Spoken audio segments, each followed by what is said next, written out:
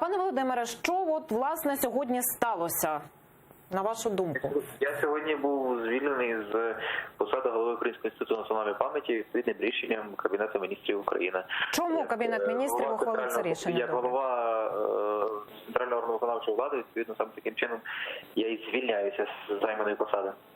А чому Кабінет міністрів, власне, ухвалив це рішення?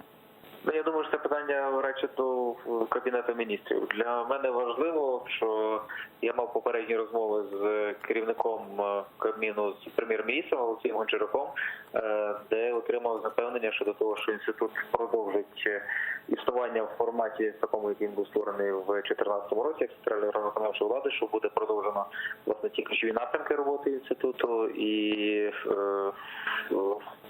незалежно від того, хто буде наступним керівником. А хто вам гарантував, що інститут продовжить свою роботу?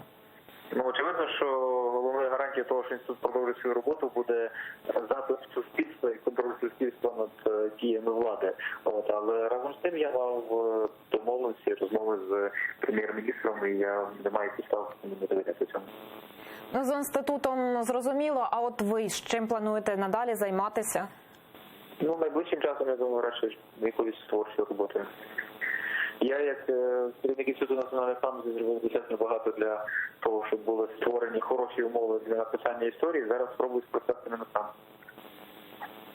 Дякую. Дякую. Володимир В'ятрович, вже екс-голова Інституту національної пам'яті, був з нами наживо.